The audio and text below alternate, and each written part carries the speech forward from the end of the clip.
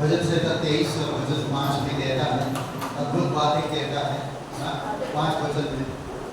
और ये वचन परमेश्वर कहता है कि तू मेरे साथ आने वालों के सामने मेज बिछाना और मेरे सिर पर तेल मलता है।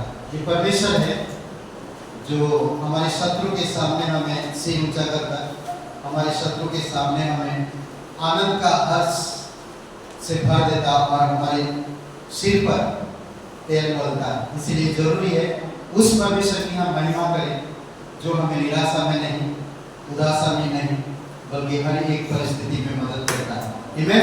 आइए पवित्र परमेश्वर पिता हम धन्यवाद देते और एक शुभ अवसर आप हमें दी, तेरे नाम को ऊंचा करते, राजाओं का राजा, प्रभुओं का प्रभु, सर्वशक्तिमान परमेश्वर, दयालु और करुणामय परमेश्वर, धन्यवाद देते। अभिषेक करो प्रत्येक हृदयात्मा को, दिल से, सच्चे मन से और संपूर्ण हृदय से और सारे शक्ति से प्रभु तेरी महिमा कर सके और तुझसे प्रेम कर सके।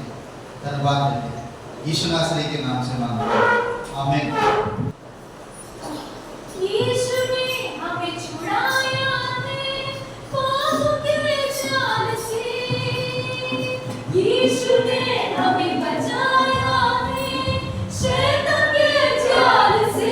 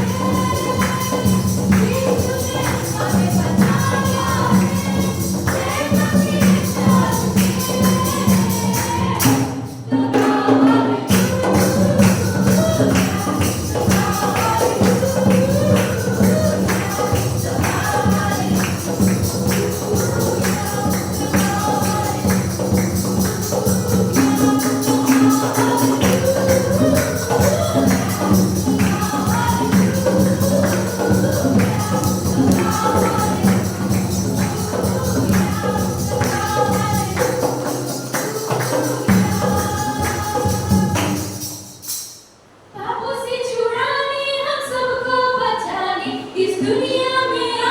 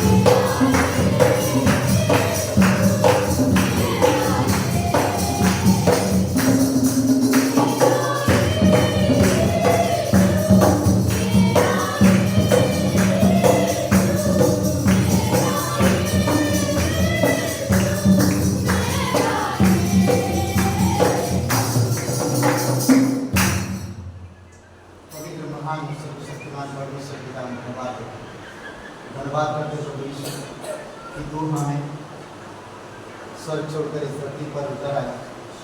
हमने आपको नहीं ढूंढा, परंतु आपने हमें पाया और हमें नया जीवन दिया। हमारी बंधन, हमारी बीमारी, हमारी हर एक गुनाहों को माफ करके हमें नया जीवन दिया। धन्यवाद देते प्रभु यीशु मसीह आपकी पवित्रता के लिए, धन्यवाद आपकी निस्वार्थ प्रेम के लिए, धन्यवाद आपकी अनुग्रह के लिए, धन्यवाद देते पिता। तो स्तुति महिमा कर जीवित अखबरा कर भी परमेश्वर, अनंत काल का पिता, धन्यवाद देते। तो सनातन का परमेश्वर, तेरा प्रेम निस्वार्थ, तेरी शांति अनंत का वो हमारे साथ कभी नहीं छोड़ता। इसलिए प्रभु तेरी महिमा कर, धन्यवाद देते। सारी सृष्टि पर तेरा अधिकार, तू राजा विराज यीशु, तुझसे है ज़मीन, तुझसे आसमां, जग का तू मालिक यीशु। सारी सृष्टि पर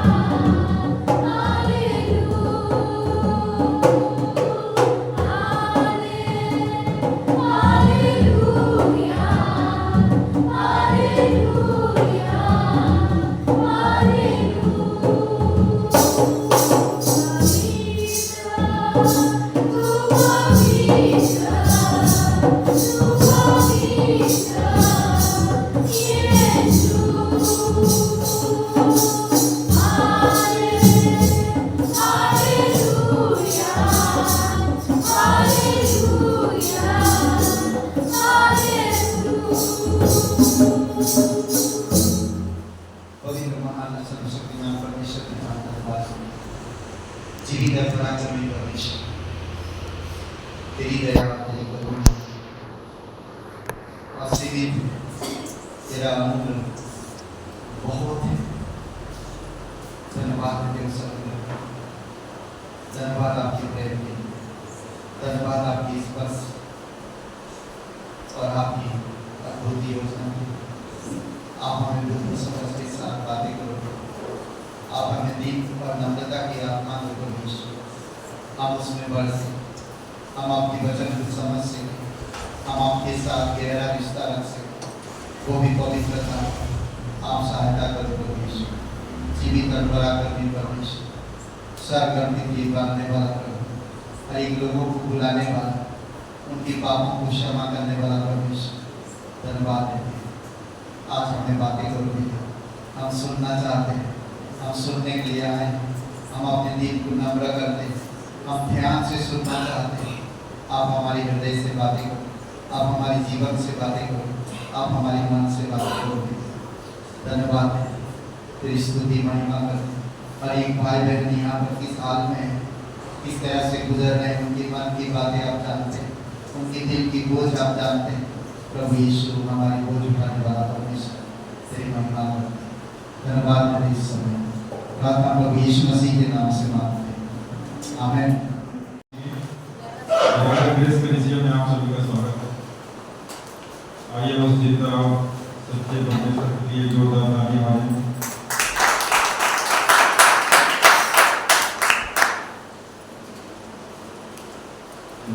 पहली बार आए कोई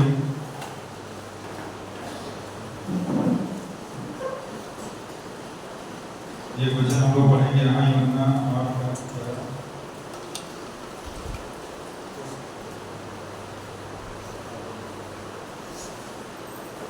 हेलो, उसने कहा, हे प्रभु, किसी ने नहीं। यीशु ने कहा, मैं भी तुझ पर दंड की आज्ञा नहीं देता और फिर पाप ना करना। परमेश्वर हमें कहता है, हमारे पापों को क्षमा किया है, लेकिन कहता है कि दोबारा पाप नहीं करना। जैसा आप सभी लोग जानते हैं कि हर रविवार सभा लगती है 10 बजे, लेकिन समय 11:30 हो रहा है, लेकिन संख्या बहुत कम है, तो थोड़ा हम लोग को समय का विशेष ध्यान रखना होगा। धूप भी काफ़ी हो रही है, जितना जल्दी हम लोग आएंगे उतनी जल्दी सभा भी खत्म हो जाएगी। तो समय को थोड़ा विशेष ध्यान रखिए कि 10 बजे तक यहाँ पहुँच जाएंगे। जब हम लोग जल्दी यहाँ पे आएंगे, जब परमेश्वर जो आराधना और स्तुति होती है, जब हम लोग उसमें सम्मिलित होते हैं, अपने मन को एकाग्र करते हैं, तो परमेश्वर हमसे बातें करता है। क्योंकि हम लोग भवन को उपस्थित जरूर होते हैं, लेकिन हमारा मन बाहर ही होता है, यहाँ पे नहीं होता है। तो जब हम लोग पहले पहुँचेंगे, आधे घंटे जब वर्शिप करेंगे, तो हमारा मन एकाग्र होगा और परमेश्वर हमसे बातें करेंगे। जैसा आप सभी लोग जानते हैं, हर मंगलवार उपवास प्रार्थना होती है चर्च ऑफिस में, जो आप लोगों को पता ही होगा, 3/242 रजनीकांत 5 बजे और 6 बजे के बीच में चलता है। 1 घंटे का समय होता है उपवास और प्रार्थना का। हर बुधवार सभा भी लगती है शाम को 6 बजे। तो आप सभी लोग अधिक से अधिक संख्या में आइए और परमेश्वर के वचन को सुनिए। जैसा आप सभी लोग जानते हैं कि शनिवार नरसिंहपुर गाँव में भी सभा लगती है, वहाँ के लिए भी प्रार्थना करिए कि गाँव में और भी लोग उद्धार में आए, परमेश्वर के नाम को जाने और उसकी महिमा करें। आज के सरकारी परिवार हैं मुकेश और आशा जी, उनके परिवार के लिए प्रार्थना करिए कि परमेश्वर उन्हें स्वस्थ रखे और प्रेम में बढ़ाए रखें। साप्ताहिक संधि है पास्टर पीटर राय कोलकाता, प्रार्थना करें परमेश्वर उन्हें पवित्र आत्मा और उसकी इच्छा के अनुसार अगुवाई करें, उनकी कलीसिया बढ़े, नए शिष्य बने। इस साप्ताहिक सालगिरह 25 अप्रैल को सत्य और मोदी जी, इनके लिए एक बार जोरदार तालियां हो जाए।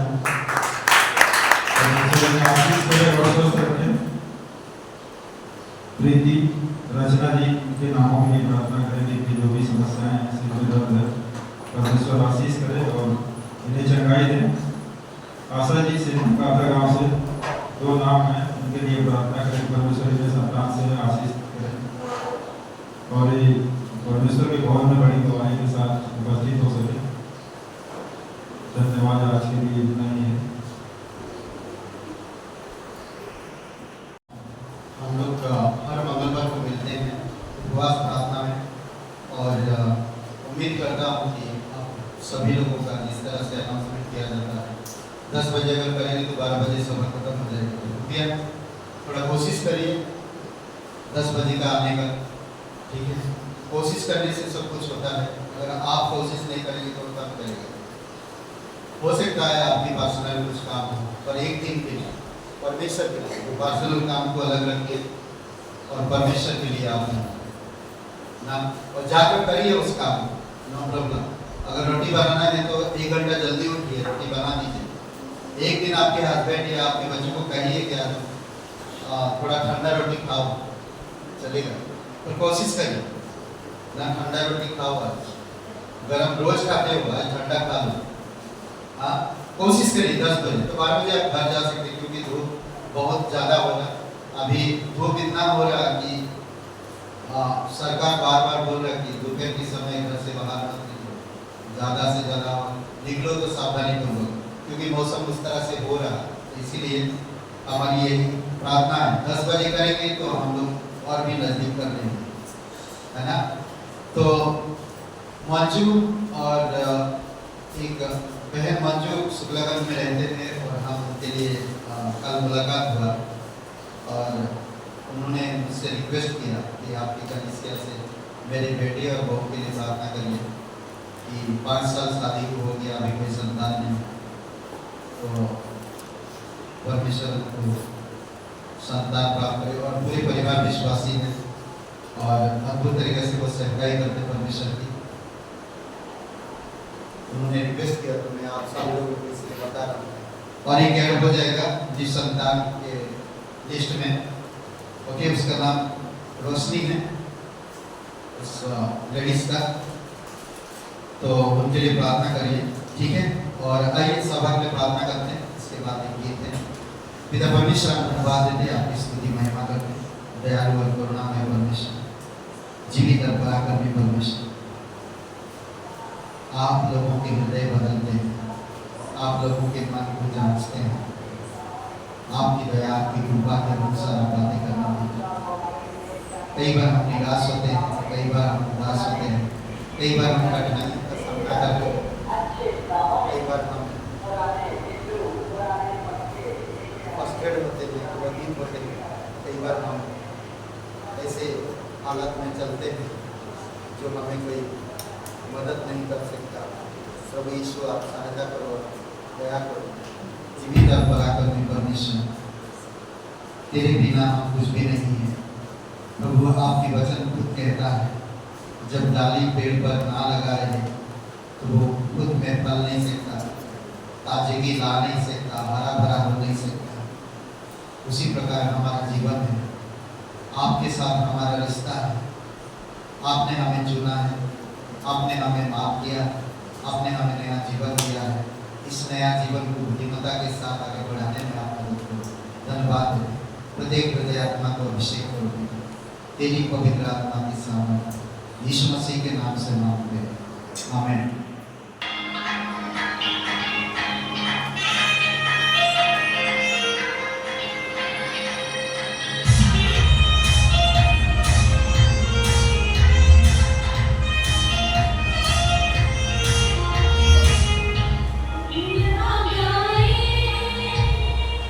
Hallelujah,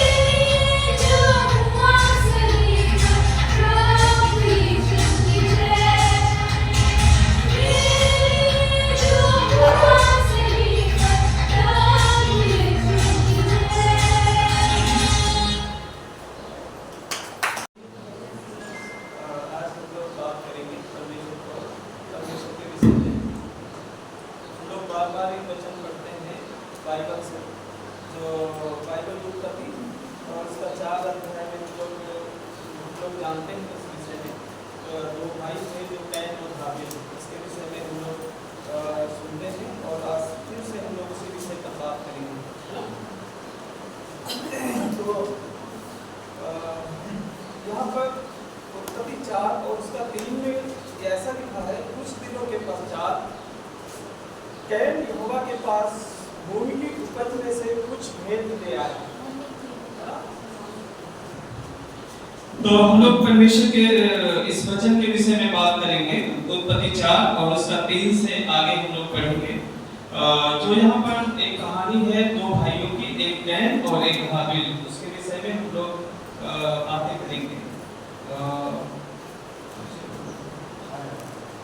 तो वहां पर लिखा है कि 4, अगर 3 में हम लोग पढ़ते हैं तो वहां पर लिखा है कुछ दिनों के पश्चात कैन यहोवा के पास भूमि की उपज में से कुछ भेंट ले आया, है ना। एक भाई कैन था, वो खेती करने वाला था, और एक भाई उसका नाम हाबिल था और वो भेड़ बकरी का चराने वाला चरवाहा था, है ना। इन दोनों ने परमेश्वर के पास अपनी भेंट ले आया, है ना। ये दोनों लोग यहाँ पर लिखा है कि, और अगर हम 4 में पढ़ते हैं तो वहां पर लिखा है और हाबिल भी अपनी भेड़ बकरियों के कई एक पहलौठे बच्चे भेंट चढ़ाने के लिए ले आया और उनकी चर्बी भेंट चढ़ाई। तब यहोवा ने हाबिल और उसकी भेंट को तो ग्रहण किया, परंतु कैन और उसकी भेंट को उसने ग्रहण न किया।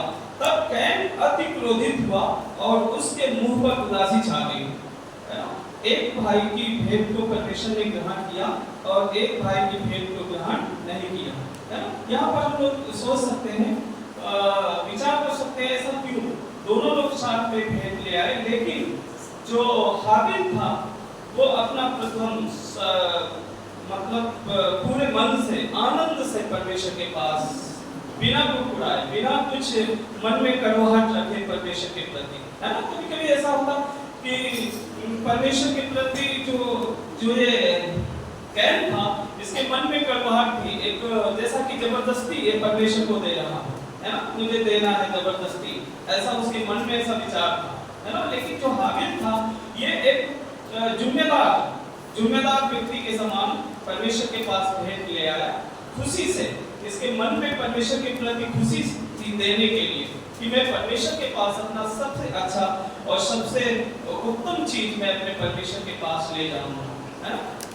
और वो परमेश्वर के पास ले गया, और जो कैन था वो एक जिम्मेदार व्यक्ति नहीं था और वो एक समझता था कि ये तो मुझे परमेश्वर को, जैसा कि जबरदस्ती मुझे परमेश्वर को देना है, और वैसा उसके मन में कड़वाहट था परमेश्वर के प्रति, उस भेंट के प्रति। तो उसमें से एक भाई की भेंट को ग्रहण किया परमेश्वर और एक भाई की भेंट को ग्रहण नहीं किया, है ना। आज हम जब परमेश्वर को कुछ देते हैं, भले ही थोड़ा, फिर भी अगर हम पूरे मन से परमेश्वर को खुश करने के मकसद से अगर हम देते हैं पूरे मन से, तो परमेश्वर हमारी भेंट को ग्रहण करता है ना। अगर हम कड़वाहट से, यदि हम कुड़कुड़ाते हुए परमेश्वर को देते हैं कि चलो हमें देना है, और हमारे अंदर कड़वाहट है, परमेश्वर के प्रति प्रेम नहीं है, तो परमेश्वर हमारी भेंट को ग्रहण नहीं करता, है ना। हमारे इसका कारण क्या हुआ, अंत में जो पृथ्वी पर सबसे पहला मर्डर हुआ वहीं से शुरुआत हुई। इसके कारण जब कैन की भेंट को ग्रहण नहीं किया परमेश्वर, तब वो अपने भाई पर क्रोधित हुआ और जाकर उसको मार डाला, है ना, जाकर उसको मार डाला। और वहां पर अगर आगे पढ़ेंगे तब परमेश्वर उसको पूछता है, कैन को, तेरा भाई हाबिल कहाँ है? उसने कहा, मुझे क्या मालूम मेरा भाई हाबिल कहाँ है, क्या मैं अपने भाई का रखवाला हूँ? परमेश्वर उसे देखना चाहता था, उसने गलती किया, लेकिन परमेश्वर देखना चाहता था क्या ये ईमानदार है अभी, या विश्वास योग्य है या नहीं, है ना। उसने बोला मुझे क्या मालूम, जबकि उसने अपने भाई का मर्डर कर दिया, और परमेश्वर को बोलता है कि मुझे क्या मालूम मेरा भाई कहाँ है ना। परमेश्वर हमें देखना चाहता है क्या हम ईमानदार हैं या नहीं। परमेश्वर हाबिल को भी जानता था और परमेश्वर कैन को भी जानता था। कैन ने जब अपने भाई का मर्डर किया, उस समय परमेश्वर जानता था। परमेश्वर वहां कहा, जब तेरे भाई का लहू भूमि में गिर रहा था, उस समय से तेरा हाल मुझे मालूम है। जब तू अपने भाई को मार रहा था, उस समय से तेरा हाल मुझे मालूम है ना? हमारी हर एक बातें परमेश्वर को मालूम है। हम कैसे परमेश्वर को देते हैं, हम कैसे परमेश्वर के पास आते हैं, हम कैसे परमेश्वर के करीब आते हैं। यहाँ पर बैठे हुए हर एक व्यक्ति को परमेश्वर हर एक के मन को जानता है ना? हम उसे नहीं जानते हैं, लेकिन परमेश्वर हमें जानता है, हमें से हर एक व्यक्ति को जानता है। परमेश्वर ने वहाँ हाबिल को कहा, जब तेरे भाई का लहू, मतलब कैन को कहा, जब तेरे भाई का लहू भूमि में गिर रहा था, उस समय से मुझे मालूम है तेरा नाम, है ना? परमेश्वर को पहले से मालूम था, लेकिन आकर उसे पूछा इसलिए ताकि जान सकूं ये विश्वासियों के व्यक्ति है या अभी भी झूठ बोलता रहेगा, बहाने करता रहेगा, मुझे बेवकूफ समझता रहेगा, है ना? तो उसने बोला मुझे मालूम है मेरा भाई कहाँ है। हम लोगों में ऐसा होना नहीं चाहिए। परमेश्वर हमारे हर मन की बातों को जानता है और हर्ष से देने वालों से परमेश्वर प्रसन्न होता है, खुश होता है। जिस समय हम परमेश्वर के लिए कुछ करते हैं, अपना समय निकालते हैं, या हम परमेश्वर के लिए कुछ भेंट देते हैं, या परमेश्वर को हम सम्मान करने के लिए हम कुछ करते हैं कलीसिया में, उस समय परमेश्वर हमें देखता है ना? हमें जानता है परमेश्वर। ऐसा नहीं कि परमेश्वर को जानता नहीं, जब हम अपनी जेब से निकालते हैं परमेश्वर के लिए, उस समय परमेश्वर हमें देखता है और जानता है ना? इसलिए हम छिप देंगे। इस वचन से हम समझ सकते हैं कि परमेश्वर हमारी हर एक बात को, हमारी मन की बातों को परमेश्वर जानता है ना? आमीन। आइए प्रार्थना करेंगे। सर्वशक्तिमान परमेश्वर प्रभु यीशु मसीह, हम आपसे प्रार्थना करते हैं आज के दिन के लिए सब कुछ परमेश्वर पिता, हम जो भी आपके सामने करते हैं, आपके लिए करते हैं, हमारी हर एक बात को आप जानते हैं, हमारे हृदय की बात को आप जानते हैं परमेश्वर। धन्यवाद मेरे प्रभु यीशु। हम प्रभु यीशु मसीह, हम जितने भी लोग आज इस सभा में बैठे हैं प्रभु, होने दीजिए अपने पवित्र आत्मा के द्वारा हम सबको एक सच्चाई के साथ जीवन बिताने में मदद कीजिए, और हम कैन के समान नहीं प्रभु, हम हाबिल के समान प्रभु यीशु मसीह अपने जीवन को बिता सके परमेश्वर। ऐसी मदद कीजिए, हमें से हर एक को अपने नियंत्रण में लेकर चलाइए परमेश्वर, आप मदद कीजिए। यीशु मसीह के नाम में होकर मांगते हैं, आमीन।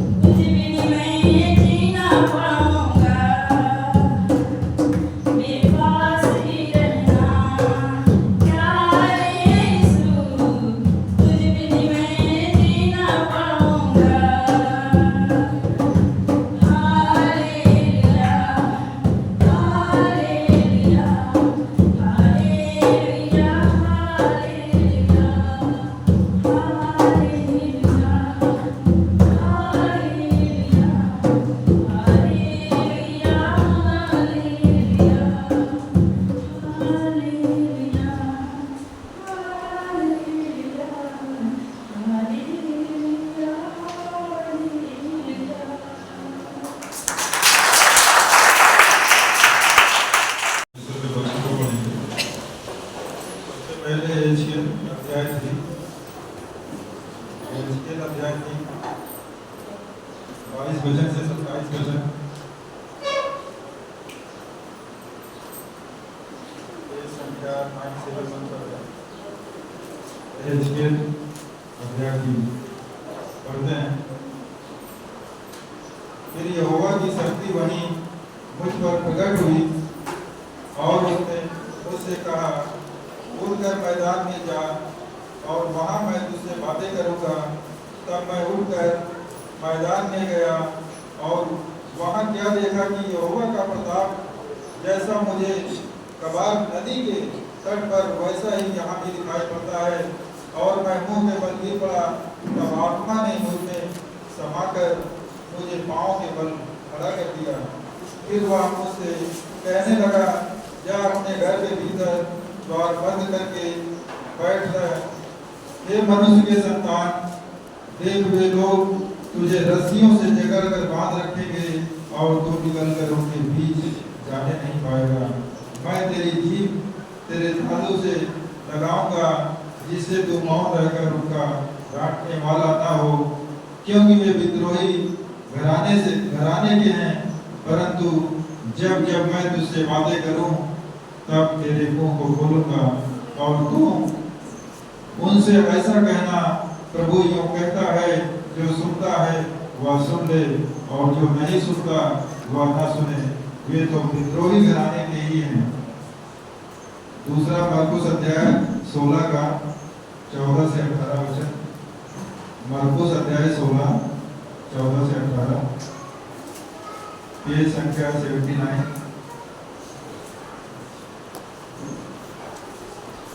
मरकुस अध्याय 16 पेज संख्या 79। पीछे वह उन 11 को भी जब वे भोजन करने बैठे थे दिखाई दिया और उनके अविश्वास और मन की कठोरता पर उलाहना दिया, क्योंकि जिन्होंने उसके जी उठने के बाद उसे देखा था, इन्होंने उनकी प्रीत न की थी। और उसने उनसे कहा, तुम सारे जगत में जाकर सारी सृष्टि के लोगों को सुसमाचार प्रचार करो। जो विश्वास करे और बपतिस्मा ले उसी का उद्धार होगा, परंतु जो विश्वास ना करेगा वह दोषी ठहराया जाएगा। विश्वास करने वालों में ये चिन्ह होंगे कि वे मेरे नाम से दुष्ट आत्माओं को निकालेंगे, नई नई भाषा बोलेंगे, सांपों को उठा लेंगे, और यदि वे प्राणनाशक वस्तु भी पी जाएं तो भी उनकी कुछ हानि न होगी। वे बीमारों पर हाथ रखेंगे और वे चंगे हो जाएंगे।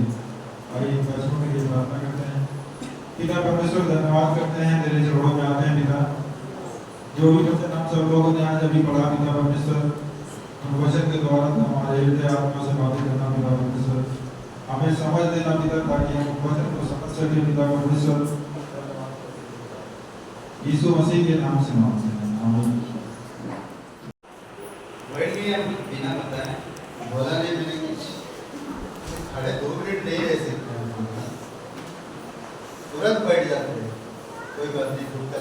बैठना चाहिए, बैठ जाइए। और कोई खड़े हैं, बैठ जाइए। बहुत बहुत धन्यवाद। एनीवे, जो वचन आप लोगों ने पढ़ा, वो वचन के बारे में थोड़ा सा सोचिए और बताइए। आज का जो शिक्षक होगा और वो है जा, सिर्फ जा। गो मतलब जा, ठीक है? हाँ, हेलो हेलो, क्या सब टेंशन में है या बातें कर रहे हैं? हेलो, टेंशन, कोई सलाम नहीं किया? ओके ओके, जा। एक बार मैं एक हॉस्पिटल में गया था और वो हॉस्पिटल में एक छोटा लड़का, उसका पैर टूट गया था और इलाज कर रहे उसकी फैमिली है। और वो मैं देख रहा कि लड़का बहुत तकलीफ में, दर्द हो उसको और उसकी आंखों से आंसू बह रहा। 5-6 साल का लड़का, माँ जानते हैं 5-6 साल के बच्चे कैसे खेलना कूदना, उनका कैसा मन रहता है। और वो बिस्तर पे कह रहा, पापा मैं कब ठीक हूँ, पापा मैं कब ठीक हूँ। उसका पापा क्या बोले, दिलासा दिलाया, बेटा जल्दी ठीक हो जाए, बेटा जल्दी ठीक हो जाए, दिलासा दिया। फिर हम बातें किया और उस लड़के को यीशु मसीह के बारे में बताया और मैं लेग्रेट व्यक्ति के बारे में बताया कहानी। तो उसको हंसी आ, मतलब उसका चेहरे पे खुशी आ गई। कई बार होता है कि परमेश्वर के सुसमाचार लोगों के जीवन में आनंद प्रसन्नता लेकर आता है, चाहे वो दर्द में क्यों ना हो, खुशी आनंद लेकर आता है। कई बार हम लोग नहीं सोच पाते। यहाँ पर हम एक शब्द आज देखेंगे जो परमेश्वर कहता, सिंपल शब्द है, जा। ओके, मरकुस की किताब में प्रभु यीशु मसीह 12 शिष्यों से बातें कर रहा है। बाइबल में लिखा है 12 शिष्यों के साथ बातें करना, करेक्ट, और उनको महान आज्ञा दे रहा, बातें बता रहा। यहाँ पर एक चीज मैं देख रहा था, यहाँ पर कह रहे कि जाओ। वचन 15 में कहता, जाओ और सुसमाचार प्रचार करो। और उसने उनसे कहा, तुम सारे जगत में जाकर सारी सृष्टि के लोगों को सुसमाचार प्रचार करो। जाने के लिए कह रहा, जाओ। कितने लोग आज परमेश्वर की आज्ञा मानते हैं? कितने लोग आज परमेश्वर को सुनते हैं? कितने लोग आज परमेश्वर के लिए तैयार हैं? यहाँ पर सब किसी को बोल रहा परमेश्वर। सिर्फ उस समय यीशु मसीह जब मरे उनसे जी उठा और उनको आकर कहा, जाओ। ये कलीसिया का इस संसार में जो विरासत है या जो मिशन है कलीसिया का, उस समय यीशु मसीह वहां पर पास्टर था और कलीसिया 12 शिष्यों को बता शेयर कर वचन संदेश देगा। और वो संदेश सभी लोगों ने सुना। यीशु मसीह संदेश दे रहा, कलीसिया का इस संसार में जो मिशन है उसके लिए यहाँ प्रभु का एक निश्चित और एक गहरी मतलब आदेश है और एक निश्चित आदेश है। उसका मिशन संसार का नहीं था। उसका जो मिशन था संसार का नहीं था कि जाओ पूरे संसार में। वो संसार का मिशन नहीं था, संसार को बदलो नहीं था। वो मेरे पिता के मिशन को लेकर जाओ। मैं जो कह रहा हूं उस बात पर ध्यान दो। यीशु मसीह समझा रहा उन लोगों को कि तुम लोगों ने मुझे देखा कि मैं इस संसार में आया और क्या मांगा और क्या चाहा। अभी हम लोग गाना गा रहे थे, यीशु मसीह ना सोना ना चांदी ना हीरा, क्या चाहिए था उसको? दिल चाहिए। वो दिल चाहिए। जो वो देना चाहता है वो दिल चाहिए, वो खाली दिल, वो मिशन का बोझ दिल, वो आत्मा को जीतने वाला दिल ना, ऐसा दिल चाहिए। यीशु मसीह के पास बहुत लोग आए, बहुत लोगों को संदेश दिया, पर उन लोगों को नहीं कहा कि जाओ ना, वो लोग खुद चले गए। वो लोग खुद चले गए। कहाँ चले गए? संसार में, क्योंकि उनका मिशन, उनका बोझ संसार था। मैं थोड़ी समय के लिए यीशु के पास आया क्योंकि मेरा बेटा या मेरी बेटी या मेरा पति या मेरा पत्नी या मेरा नौकरी या मेरा शादी, ये सब परेशानी से गुजर रहे थे। तो यीशु के पास आए और अपनी परेशानियों को लेकर और अपनी परेशानियों को बताया। यीशु ने उनकी परेशानी दूर किया और वो चले गए। पर यीशु उन लोगों को संदेश दे रहा है जो लोग उसको चाहते हैं और जो लोग उसके मिशन को संसार में ले जाएंगे। और ये मिशन संसार का नहीं है, समझ रहे हैं? ये मिशन संसार का नहीं है। यहां यह स्वयं का परंतु विश्वास योग्य कथन की खुशखबरी का सुसमाचार है। ये संसार का मिशन नहीं है, ये खुश का मतलब खुद का या और किसी का मिशन नहीं है, ये एक खुशखबरी का मिशन है जो आपको मुझे लोगों को बताना है। यीशु मसीह इस संसार में पापियों को मिटाने आया, करेक्ट ना? हाँ, क्या करने हैं? जाग रहे हैं आप, सो रहे हैं, मैं देख रहा हूं। बचाने आया। ये माइक मुझे परेशान करता है ना। यीशु मसीह लोगों को या पापियों को इस संसार में बचाने आया, को बचाने के लिए। वो पापियों का मित्र है और पापियों को बचाने आया। यीशु मसीह जो काम किया वो काम और कोई नहीं कर सकता, कोई भी नहीं। जस्ट आपको मुझे सिर्फ परमेश्वर की आज्ञा मानने की जरूरत, उसके वचन सुनने की जरूरत, और जैसा कहा, जैसा उसने कहा कि जाओ, आगे पीछे प्रतिज्ञा दिया तुम क्या कर सकते हो और तुम क्या नहीं कर सकते। अगर मैं परमेश्वर की बातों के अनुसार परमेश्वर के राज्य के लिए जाता हूं और परमेश्वर का खुशखबरी लोगों को बताता हूं और लोगों की बातों का अवगत कराता हूं, तो परमेश्वर आपके साथ हमेशा। ये मिशन मेरा नहीं, ये परमेश्वर का मिशन है, खुशखबरी। मैं इस बोझ को लेकर जाता हूं, मुझे ये बोझ चाहिए ना। बहुत सारे लोग बहुत प्रकार के बोझ, मेरा बिजनेस का बोझ, मेरा जॉब का बोझ, अलग अलग लोगों का करियर का बोझ है, कई सारी चीजों का अलग अलग तरीके से लोगों का बोझ है। आज बहुत सारे लोगों को मैंने देखा जो प्रभु यीशु मसीह पर विश्वास करते हैं, एक ही बोझ है उनके पास। आपका एज हो गया, आप अभी तक शादी नहीं किए।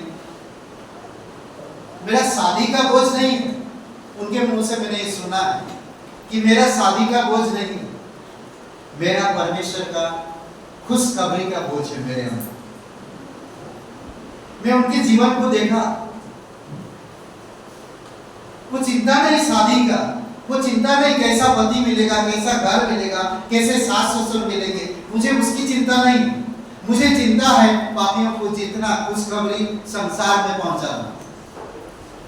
मेरा बोझ ये है, मुझे परमेश्वर ने कहा जा और मैं जाऊंगा। इसीलिए जरूरी है कि परमेश्वर जो कहता है हम उसको सुने। आज बहुत सारे लोग जॉब के लिए परेशान हैं, आज बहुत सारे लोग समाज में क्या हो रहा है उसके लिए परेशान हैं, आज बहुत सारे लोग अपनी करियर के लिए परेशान हैं, आज बहुत सारे लोग अपनी मैरिज के लिए परेशान हैं, आज बहुत सारे पति पत्नी दुख में।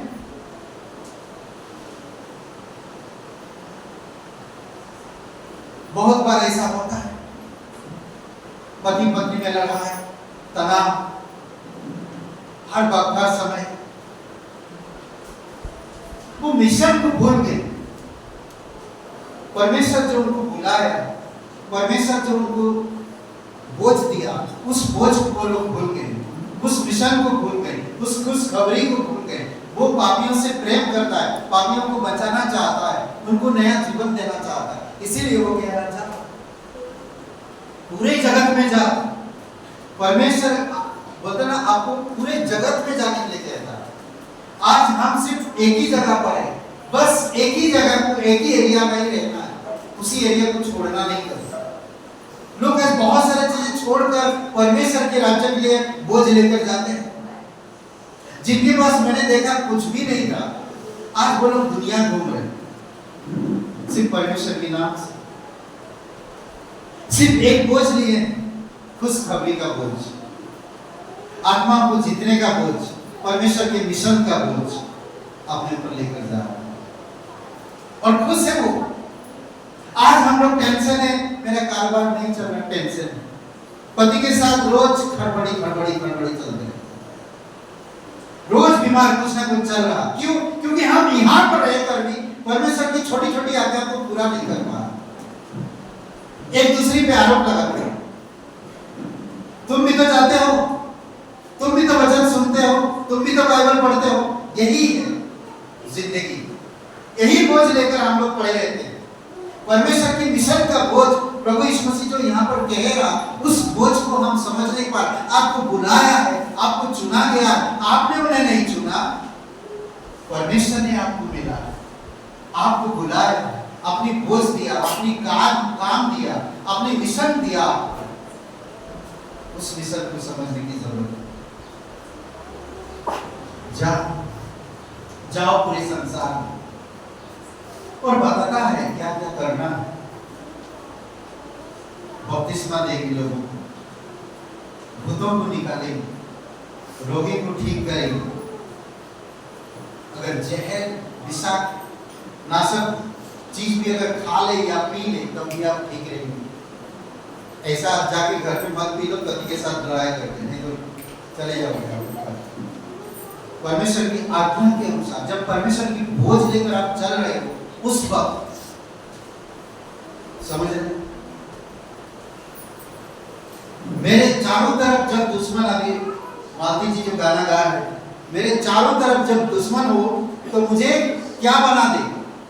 क्या बनाना चाहिए? प्यार बना दे,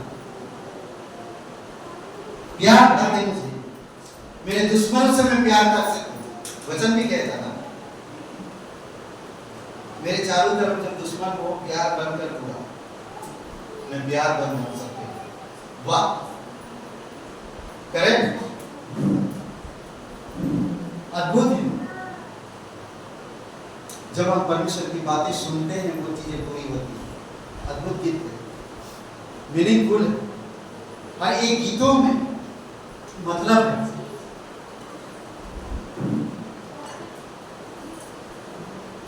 समझ रहे हैं? पूरे संसार में जाओ। एक बार गोलू डॉक्टर के पास आया और बोलते कि डॉक्टर साहब घर जाने के लिए फीस कितना लेंगे? डॉक्टर से पूछा कि घर विजिट करने के लिए कितनी पैसा लेंगे? बोलते 400 रुपये। तो जल्दी चलिए घर चलिए। जल्दी डॉक्टर गाड़ी निकाला और घर पहुंच गया। जब गोलू घर पहुंचा तो डॉक्टर साहब को बोला हाँ पहुंच गए। तो उनको 1000 रुपया दिया। अब बोलते आप नमस्ते। घर क्यों बुलाया? अरे मैंने इसीलिए बुला रहा था क्योंकि तो टैक्सी वाला 1500 रुपया मांग रहा था। समझ में आया कि टैक्सी वाला 1500 रुपया मांग रहा था। डॉक्टर फटा के डॉक्टर की गाड़ी में बैठ के घर आ गया। डॉक्टर बोला आप जा सकते, समझे क्या? नहीं डॉक्टर साहब समझ रहे? अच्छा आदेश यहाँ पर डॉक्टर ये पढ़ रहा है, उसके लिए प्रार्थना करिए, कंप्लीट करिए, है ना?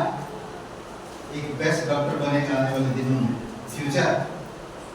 ओके, तो प्रार्थना उसके लिए करिए। ये एजिकल की किताब में हम लोग देखते हैं। एजिकल का अगर आप तीसरा अध्याय खोलेंगे तो एजेकियल इजराइल के लिए एक पहरुआ था। पहरुआ का मतलब समझ रहे हैं? संदेश देने वाला। परमेश्वर से सुनता था, परमेश्वर जाकर इजराइल को बताता था। समझ रहे हैं? आप एक पहरुआ एजेकियल का जीवन को देखिए। थोड़ा हम लोग पढ़ते हैं एजेकियल 3 अध्याय।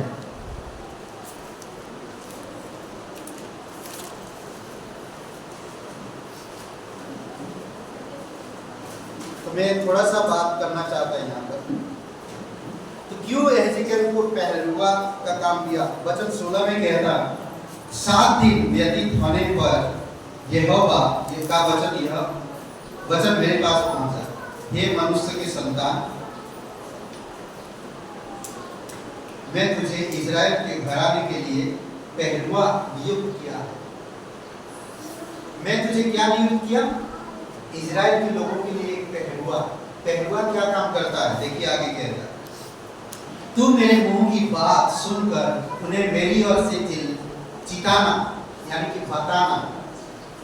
जब मैं दुष्ट से कहूं तू निश्चय मरेगा, और यदि तू उसको ना चिताए और ना दुष्ट से ऐसी बात कहे जिससे कि वह सचेत हो और अपना दुष्ट मार्ग छोड़कर जीवित रहे, तो वह दुष्ट अपनी अधर्म में फंसा हुआ मरेगा, परंतु उसके खून का लेखा मैं तुझी से लूंगा।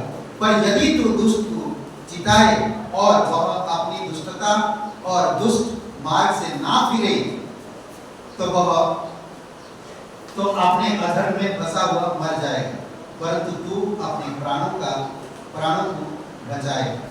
अद्भुत है ना? आप एक पहरुआ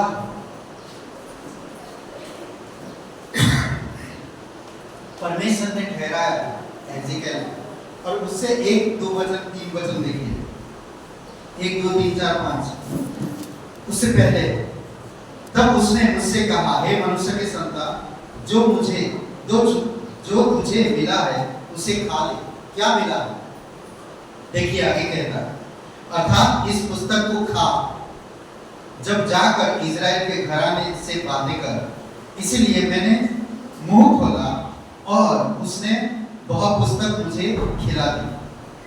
तब उसने मुझसे कहा, हे मनुष्य के संतान, यह पुस्तक जो मैं तुझे देता हूं उसे बचा ले और अपनी अंतड़ियां इससे भर ले। अतः मैंने उसे खा लिया और मेरे मुंह में वह मधु के तुल्य मीठी लगी। वचन 4, फिर उसने मुझसे कहा, हे मनुष्य के संतान, तू इजराइल के घराने के पास जाकर उनको मेरे वचन सुना, क्योंकि तू किसी अनोखी बलि या कठिन भाषा वाली जाति के पास नहीं भेजा जाता है, परंतु इजराइल ही के घराने के पास भेजा जाता है। अनोखी बलि या कठिन भाषा वाली बहुत से जातियों के पास जो तेरी बात समझ ना सके, तू नहीं भेजा जाता। निसंदेह यदि मैं तुझे ऐसों के पास भेजता तो वे तेरी सुनते, परंतु इजराइल के घराने वाले तेरी सुनने से इनकार करेंगे। वे मेरी भी सुनने से इनकार करते हैं, क्योंकि इजराइल का सारा घराना ढीठ और कठोर मन का है। आज भी बहुत से लोग हैं ढीठ और कठोर मन के। क्या कहा? आपके पास बाइबल ऊपर करिए, बाइबल बंद करके कर सकते, खोल के कर सकते, सबके पास है। बहुत सारे लोगों के पास बाइबल ही नहीं। ये ऐसी क्या हमको बोलते हैं कि ये पुस्तक खा ले इस पुस्तक खाने के लिए और उसको पचा भी। यही पुस्तक बातें करेगा। अगर तू इसे खाएगा नहीं तो बातें कैसे करेगा? खाने के लिए क्या है? खाने का मतलब है पढ़ना, मनन करना, परमेश्वर के साथ घनिष्ठ संबंध बनाना, एक रिश्ता मजबूत रखना। पुरानी कलीसिया के लोग परमेश्वर के साथ रिश्ता रखते, एक रिश्ता था उनका परमेश्वर के साथ। आज भी आप अगर परमेश्वर की हो, आप विश्वास करते हो, तो एक परमेश्वर के साथ रिश्ता रखो, वो रिश्ता जो पवित्र रहे, और परमेश्वर जो कहता है उसे करो। कहेगा मैं तुम्हें कठिन भाषा बोलने वाली, या जो भाषा तुम बोलोगे लोग ना समझने वाले, ऐसे लोगों के बीच में मैं तुम्हें नहीं भेजा। मैं तुम्हें साधारण जो भाषा समझ सकते ऐसे लोगों के पास मैं तुझे भेजता हूं। जाकर तू उन्हें बता। मुझे मालूम है वो लोग नहीं सुनेंगे, फिर भी तू उन्हें बता। कई बार आप और मैं नहीं बताते, दो बार बताया, 3 बार बताया, 4 बार बताया।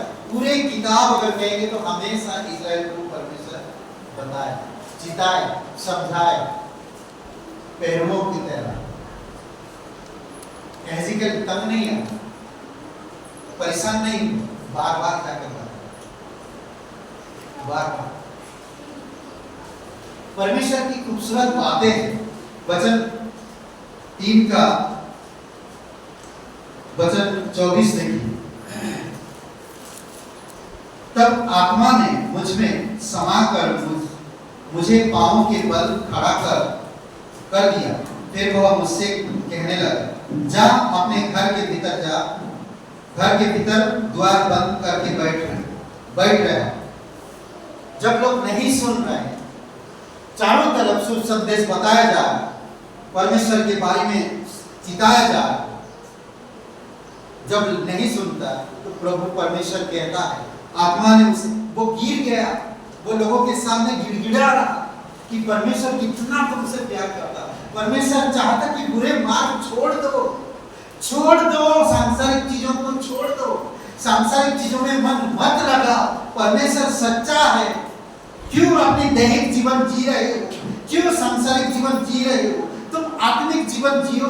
तुम कांटे के बीच में क्यों हो? समझा, बता, पर फिर भी लोग नहीं मानते। वही करेंगे जो उनका मन कहता।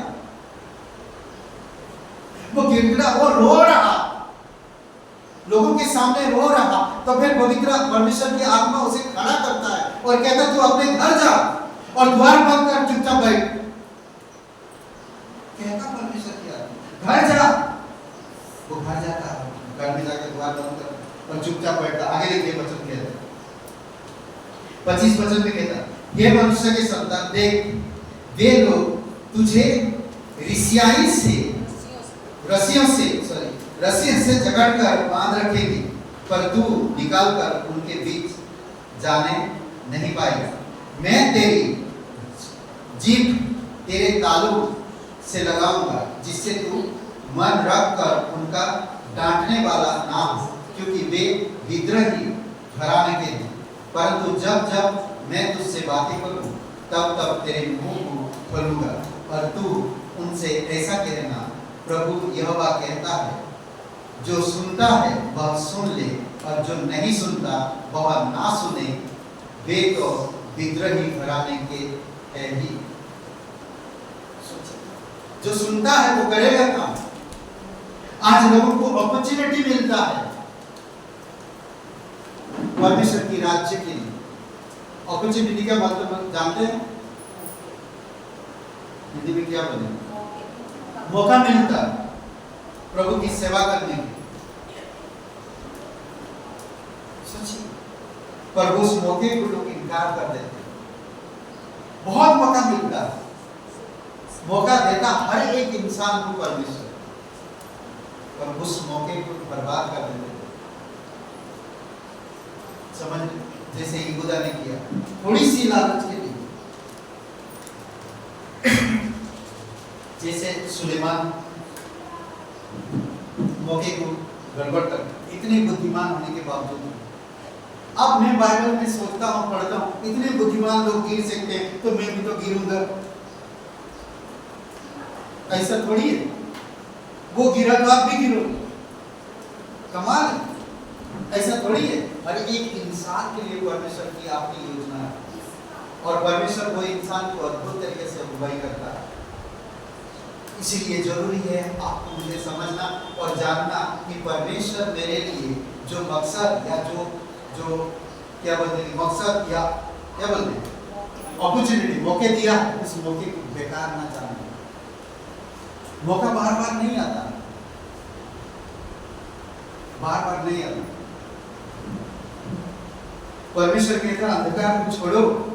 मुझे अंधकार बढ़िया लगता है, अच्छा लगता है, अंधेरे में रहूंगा, मुझे अंधेरा पसंद है, मैं अंधेरा नहीं रहूंगा, अंधेरा पसंद है मुझे। चुप के रहो, अंधेरा चुप के रहने वाले,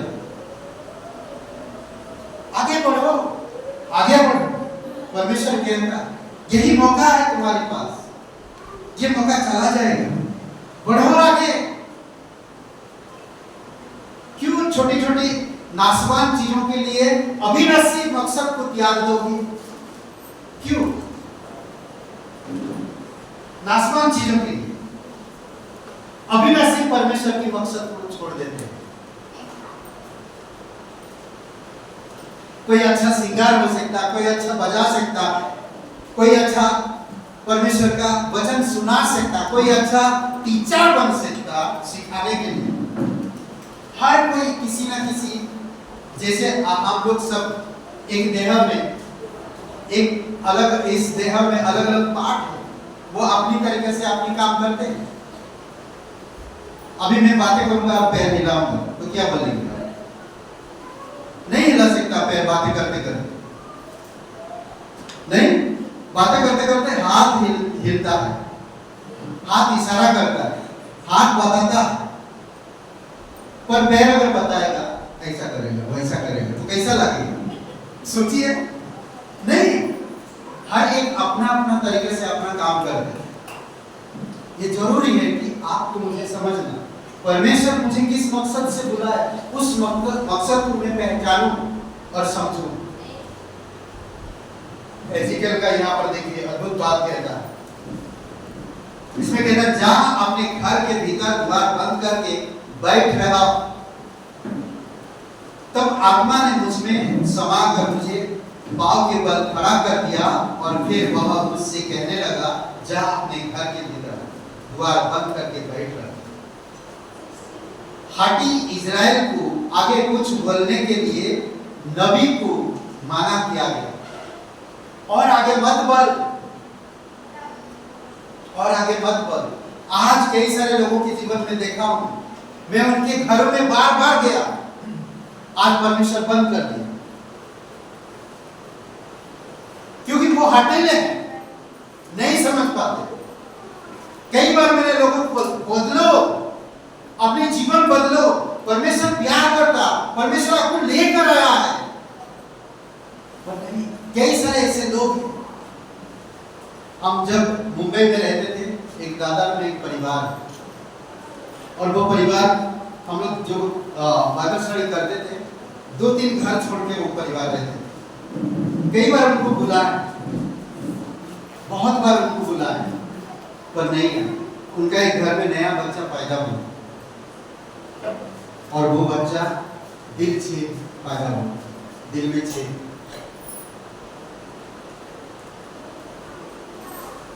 धीरे धीरे बढ़ा तो वो दिल का छेद भी बढ़ा, और उसको सांसें लेने में दिक्कत हुई, परेशानी हुई। फिर वो लोग कंटिन्यू आए, फिर हम लोग कंटिन्यू गए, उनके साथ वार्तालाप किए, प्रार्थना किए, रोज वचन पढ़े, प्रार्थना करते, गाना गाते। फिर एक दिन वो लड़का ठीक हो गया, समझ रहे? फिर 6 साल के बाद हम लोग इधर चले आए, वो लोग भी कलीसिया छोड़ दिए। बाद में मुझे पता चला कि वो लोग दूसरे कलीसिया में ज्वाइन, वेरी गुड, परमेश्वर को छोड़े। आज लोगों के जीवन में मैंने देखा एक ऐसा एक परिवार है जो पूरे परिवार आ रहे थे कलीसिया, और पत्नी बीमार हो गई, पत्नी बीमार हो गई, और जब बीमार हो गया तो उसकी शरीर सूजन हो गया पूरी तरह से। बहुत प्रार्थना की, पर वो ठीक नहीं हुआ, वो मृत्यु में चली गई, प्रभु के पास चली गई। अब सुनिए, इतना विश्वास था, इतना वचन पढ़ते थे, इतना आते थे, पर आज वो परिवार यीशु की वजह से मेरी मां चली गई। आज वो परिवार को यीशु की वजह से वो मर गए। हम कलीसिया जाते इसी वजह से। थिंकिंग, सोच, लोगों की सोच बदलता नहीं। कई बार आपको हर प्रकार की बीमारियों से परमेश्वर छुड़ाए, पर आपका फर्ज है कि परमेश्वर की इच्छा को समझो। परमेश्वर आपके जीवन में क्या करना चाहता है। बार बार वचन पढ़ते थे, बार बार आगाह करते थे, बार बार बताते थे, वही बुराई करना, वही चीजों में पड़े रहना, ये गलत है, ये सही नहीं। परमेश्वर के प्यार को हम रोक रहे ना, रोक रहे। नमक का स्वाद अगर बिगड़ जाता तो उसको क्या किस काम पे लाओगे? रोकने के सिवाय और कुछ नहीं होने वाला। समझ रहे? इजराइल लोग भी वही करते थे। आप तो ये ऐसी कर, आप तो इधर रोना धोना छोड़, खड़ा हो, चल उठ, घर पे जा, द्वार बंद कर, चुपचाप बैठ। और वही किया उसने, वही किया। सिंपल, वही किया परमेश्वर। परमेश्वर की आत्मा का घर जाकर शांति से घर जा, घर में बैठ। आगे कहता है उसे एकांत में आराम पाने का कहा गया और निवेदन विनती में अपने हृदय को उड़ेलने कहा गया। प्रभु की उपस्थिति का गुप्त स्थान हर बुराई की चंगाई। प्रभु की उपस्थिति का गुप्त स्थान हर बुराई की चंगाई। गुप्त स्थान, तो गुप्त में अभी जाकर क्या कर? इनको चिल्ला चिल्ला के बोलने से अच्छा घर में जा, द्वार बंद कर, प्रार्थना कर। यीशु मसीह भी पहाड़ी उपदेश में यही कहा। जब तू बार बार जा रहा उनके पास, वो सुन नहीं रहे, तो चुपचाप आ जा, घर द्वार बंद कर, कोठरी में जा, घुटने पे जा, प्रार्थना कर, परमेश्वर उनकी दिल बंद। समझ रहे? और परमेश्वर वही करता है, वही करता है। ओके, यूहन्ना का 8वां अध्याय खोलिए। यूहन्ना का 8वां अध्याय, यहाँ पर उस स्त्री के बारे में हम लोग देखते हैं जो रंगे हाथ पकड़ी जाती है गलत करते वक्त।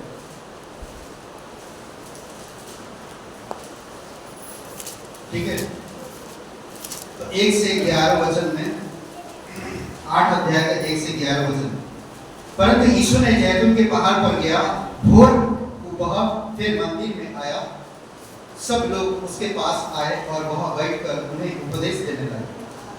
ठीक है, तब शास्त्री और फरीसी एक स्त्री को लाए। शास्त्री और फरीसी एक स्त्री को लाए जो व्यभिचार में पकड़ी गई थी, और उसको बीच में खड़ा करके यीशु से कहा, हे गुरु, यह स्त्री व्यभिचार करते पकड़ी गई है। व्यवस्था में मूसा ने हमें आज्ञा दी है कि ऐसे स्त्री पर पथराव करे। अतः तू इस स्त्री के विषय में क्या कहता है? ये तो एक बहुत बढ़िया कहानी है जो यीशु मसीह को परखने के लिए कहा जा रहा है। ओके, व्यवस्था में ऐसे लोगों को मार दिया जाता, पथरवा करके, आत्महत्या करके छोड़ दिया जाता, गांव के बाहर मार दिया जाता जब व्यभिचार में पकड़े। आज व्यभिचार में पकड़े जाता है, जाने तो क्या करना है हम उसको। उसी समय का नियम है, इजराइल में नियम था कि अगर पकड़ रहे तो उसको रंगे हाथ पकड़े तो उसको सामने लेकर आए, और लेकर आए तो यीशु के सामने खड़ा है। शास्त्री फरीसी लोग, वो लोग कह रहे हैं हमारी व्यवस्था में, हमारी कानून में ऐसे लिखा है, मूसा ने ऐसे बताया, यीशु पथरवा करके मार रहा है। आगे देखिए, उन्होंने उसको परखने के लिए यह बात कही, ताकि उस पर दोष लगाने के लिए कोई बात पाई। परंतु यीशु झुककर उंगली से भूमि पर लिखने लगा। जब वे उससे पूछते ही रहे तो उसने सीधे होकर उनसे कहा, तुम्हें जो निष्पाप हो वह पहले उसको पत्थर मारे। और फिर झुककर भूमि पर उंगली से लिखने लगा। परंतु वे यह सुनकर बड़ों से लेकर छोटों तक एक एक करके निकल गए। पर यीशु अकेला रहेगा और स्त्री वहीं बीच में खड़ी रहेगी। यीशु ने सीधे होकर उससे कहा, हे नारी, वे कहाँ गए? क्या किसी ने तुझ पर दंड की आज्ञा नहीं दी? दंड की आज्ञा ना दी? उसने कहा, हे प्रभु, किसी ने नहीं। यीशु ने कहा, मैं तुझ पर दंड की आज्ञा नहीं देता, जा और फिर पाप ना कर। क्या ये औरत यीशु की आज्ञा मानेगा या नहीं? क्या बोलते हैं? हाँ, मानेगा। तो आप भी माना। यीशु आपसे कहता है, हम भी व्यभिचार में पकड़े गए। जानते हैं, हम परमेश्वर को छोड़कर और किसी को परमेश्वर मानते थे। समझ रहे? तो उसने हमें पकड़ा और लेकर आया और हमें माफ किया, हमें नया जीवन दिया। आज हम उसकी बात दोबारा वो गलती मत करना कह रहा,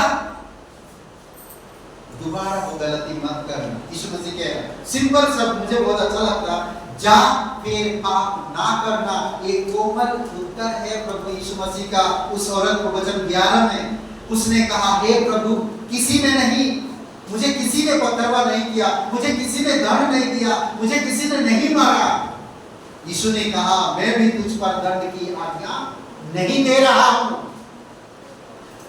जा और फिर पाप मत कर। आज मैंने देखा है, जिसको आप मना करते वही लोग बार बार करते हैं, बार बार करते हैं। यीशु ने मना किया तो क्या वो औरत दोबारा वही काम किया? नहीं। मुझे लगता है उसने जीवन के मकसद को समझ लिया और प्रभु को कभी छोड़ा नहीं। सोचिए, जिसके कारण लोग मुझे गलत समझ रहे हैं, जिसके कारण मेरे परिवार गलत समझ रहे हैं, जिसके कारण मैं परेशान हूं, जिसके कारण मैं चिंताग्रस्त हूं, जिसके कारण मेरी माँ बाप खुश नहीं है, जिसके कारण मैं समाज में सर उठाकर जी नहीं पा रहा हूं, जिसके कारण मेरे आसपास के जान पहचान वाले लोग ठीक से बात नहीं कर रहे, तो मैं क्यों वो काम करूं? क्यों वो काम करूं बार बार? नहीं, मुझे छोड़ना है। यीशु ने उसे कहा, मैं भी तुझ पर दंड की आज्ञा नहीं देता। क्या कहते हैं, अगर वो किसी के घर पे गया तो लोग, अब यीशु तो बदल दिया, वो भी बदल गए, वो दिल जमता है यीशु के साथ। अगर किसी के घर पे गए, लोग कैसे देखेंगे उसको? वही पुरानी आदत नहीं तो देखेंगे ही ना। फिर भी वो औरत सर उठा के जी। सोचिए, बार बार अगर आपको उस गलतियों को कोई दोहरा रहा, तो आपको ढीठ होने की, हथेली होने की जरूरत नहीं है। आप परमेश्वर के मकसद को समझ गए। आपका बोझ परमेश्वर का है और परमेश्वर का बोझ आपका है। आपका दिल परमेश्वर जानता, परमेश्वर का दिल आप जानते हो। उस मकसद में जीवन जियो।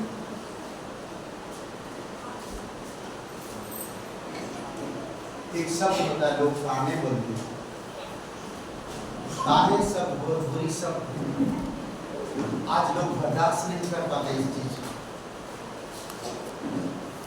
बाइबल में भी ऐसे बहुत से लोग हैं जो ताने खा कर अपने मन को दीन किया। परमेश्वर ने कहा, जाके बेस्सा से शादी कर लो, उसे से। आप मेरे घर वाले, मेरे दोस्त लोग क्या बोलेंगे? अकल का है, कैसे शादी किया यार? वो जानता है किसने कहा उसे, किस औरत से शादी किया। कोई बोला नहीं होगा उसे को, उसकी दोस्त लोग कोई बोला नहीं बोले, अरे मैंने गलत किया और गलत किया। आज लोग अगर कोई मुझे ताने मार रहा तो मुझे उसमें नाराज होने की या क्रोध करने की या गुस्सा होने की मुझे जरूरत नहीं। मेरा रिश्ता प्रभु के साथ, प्रभु जानता है मेरा रिश्ता प्रभु के साथ। गलत के करने के टाइम पे अच्छा लगा, पर अब मैं कोई अगर मुझे गलत को बता रहा, बार बार बता रहा, तो मुझे बुरा लग रहा। क्यों?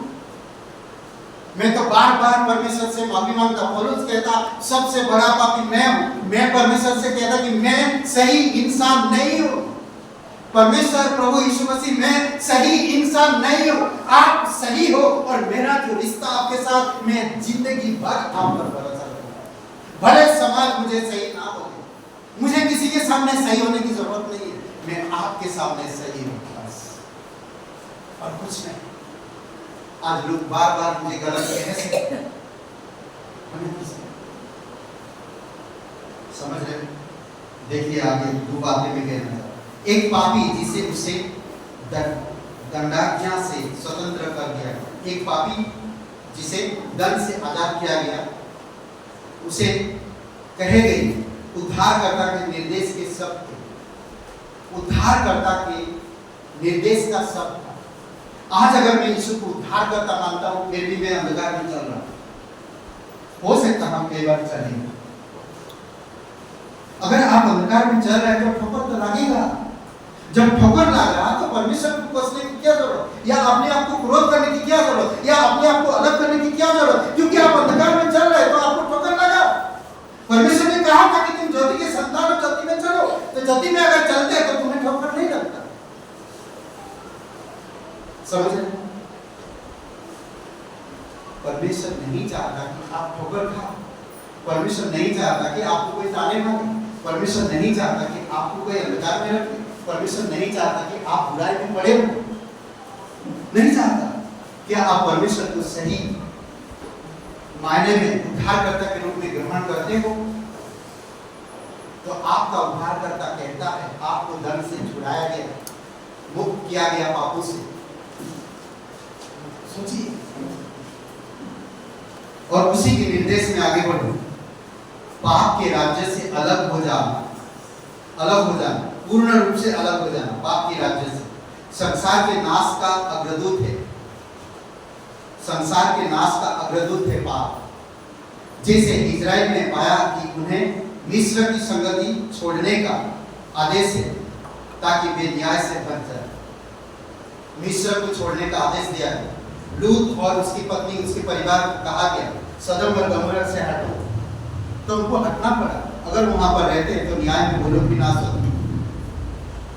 मिस्र से उनको हटना पड़ा, अलग होना पड़ा।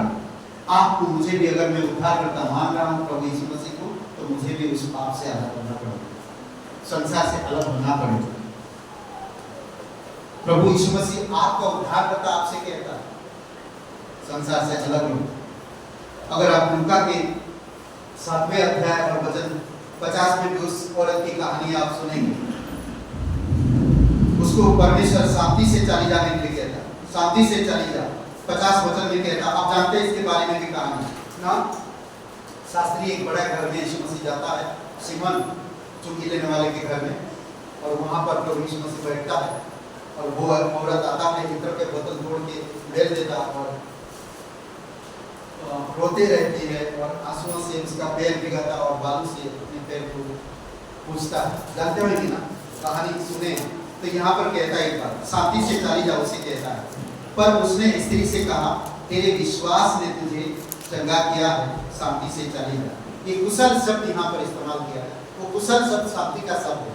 शांति से चला जा, उद्धारकर्ता मुझसे कह रहा, शांति से जा, शांति से रहे, शांति से कर, शांति से सोच, शांति से रहा।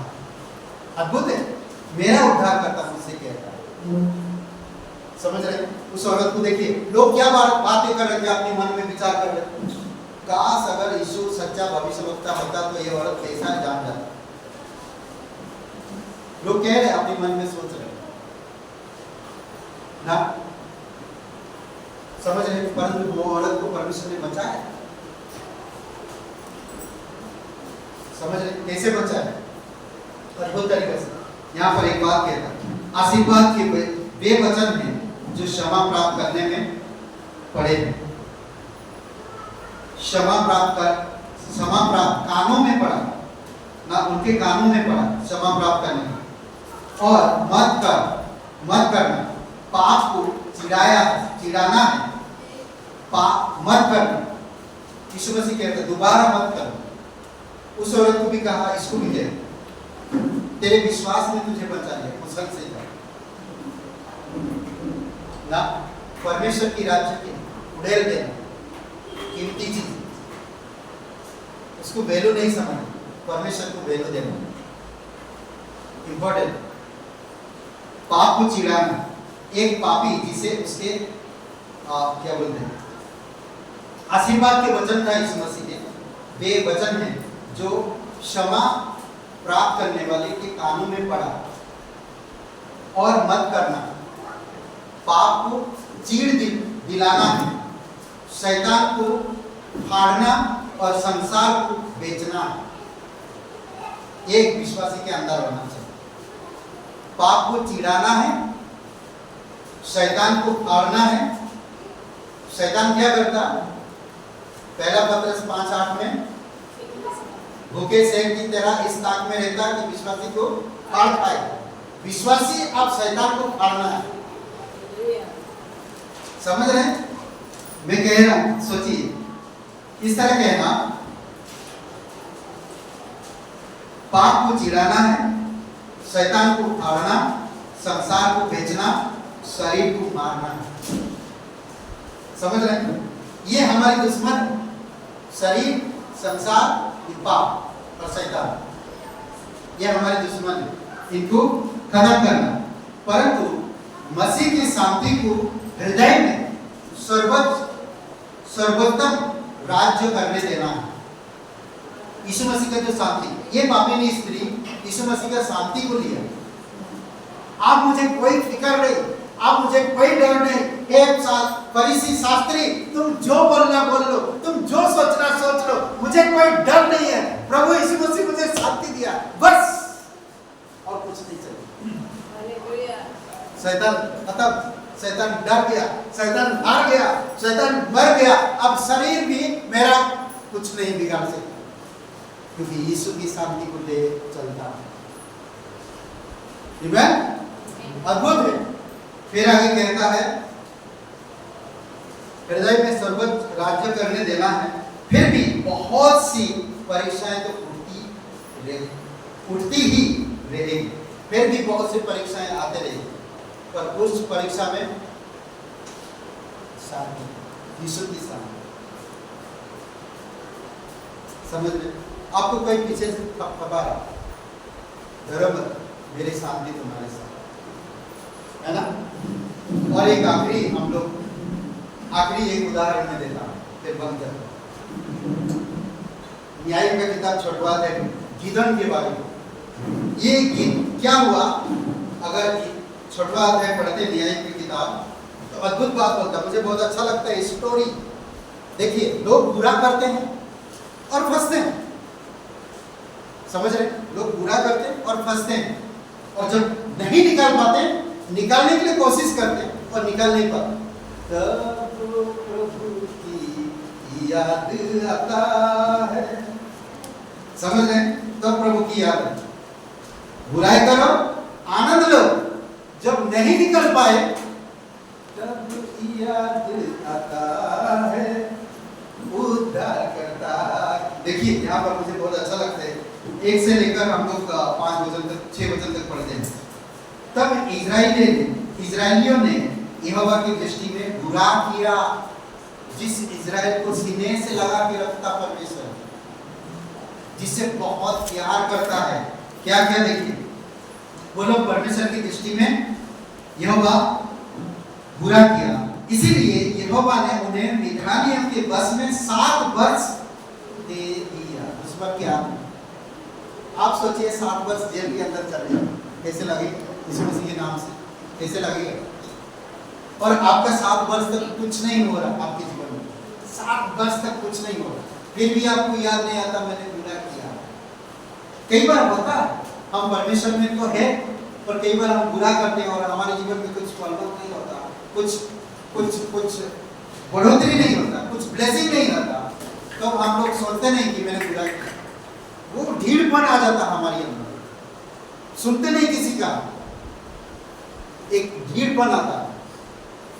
समझ रहे? भले ऊपर से बहुत अच्छा लग रहा पर अंदर से टूटी हुई। तो परमेश्वर ने क्या कहा यहाँ पर? उनको 7 वर्ष तक मिद्यानियों के हाथ में दे दिया। किनको? इजराइल लोग। कैसा वो लोग क्या किया? देखिए आगे कहता, देखिए, दे दिया मिद्यानियों के हाथ में। मिद्यानियों के डर 7 वर्ष तक, और मिद्यानी इजराइल पर प्रबल हो गई, भारी पड़ रही आप परमेश्वर के लोगों पर। आज आपको जीवन, आपके आसपास के लोग नहीं कहते अरे तुम प्रभु में जाते हो, तुम्हारी हालत ऐसा, कहते नहीं? कहते हैं ना? क्यों कहते हैं? भाई हमारी ही कमी के कारण, समझ, मेरे ही कमी के कारण लोग मुझे ही सुनाते हैं। समझ? अभी मैं गाना नहीं गा रहा हूं, इसलिए मैं बता रहा हूं, समझ रहे? मेरे ही कमी के कारण। आप सुनिए,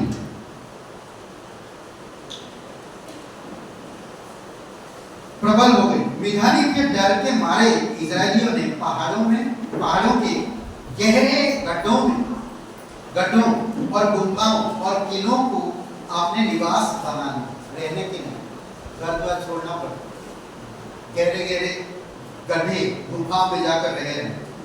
जब जब इजरायली बीज बोते तब मिधानी और अमालेकी और पूर्वी लोग उनके विरुद्ध चढ़ाई करके अज्जा तक छावनी डाल कर भूमि की उपज नष्ट कर डालते थे और इजरायलियों के लिए ना तो कुछ भोजन वस्तु और ना भेड़ बकरी और ना गाय बैल और ना गधा छोड़ते थे, क्योंकि वे अपने पशुओं और भेड़ों को लिए हुए चढ़ाई करते और टिड्डियों के दल के समान बहुत आते थे और उनके ऊँट भी अनगिनत होते थे और वे देश को उजाड़ के लिए उनमें आया करते थे और मिधानियों के कारण इजराइल बड़ी दुर्दशा में पड़ गए। तब इजरायलियों ने यहोवा को दुहाई दी। समझ रहे? बड़ी दुर्दशा हुआ, बुरी तरह से बुरा हालत है। परमेश्वर के साथ साथ चलते चलते फिर भी बुरा हालत है। क्यों? क्योंकि परमेश्वर की दृष्टि में आपने बुरा किया है। जब जब बुरा करोगे परमेश्वर की प्रेम आपसे दूर होता, महिमा दूर होता। क्या कहता है रोमियो का 3:23 में? क्या कहता है? क्या कहता है? मत खोलो बाइबल, बताओ, ये बहुत प्यारा वचन। क्या कहता है? हाँ, पाप की, हर एक मनुष्य ने पाप किया और परमेश्वर की महिमा से दूर हो गया। बुराई परमेश्वर की महिमा से दूर ले जाती। समझ रहे? बुराई परमेश्वर की महिमा से दूर आपको हटाता है। दुर्दशा में आप पड़ते हैं, कठिनाई बढ़ता है, बीमारियां आती है, निराश जीवन होता है। इसीलिए प्रभु क्रूस पर जीवन दिया। आपकी कठिनाई, आपकी बुराई, आपकी तकलीफ, आपकी बीमारी, आपकी असफलता, आपकी निराशापन, सब कुछ लेकर क्रूस पर जीवन दिया यीशु मसीह, ताकि आप नया जीवन प्राप्त कर सको। जब नया जीवन आपको मिला है तो वही बुराई में क्यों रहना?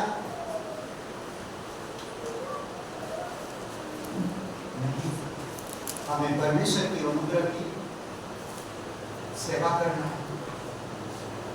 देखिए आगे मैं पढ़ता हूं,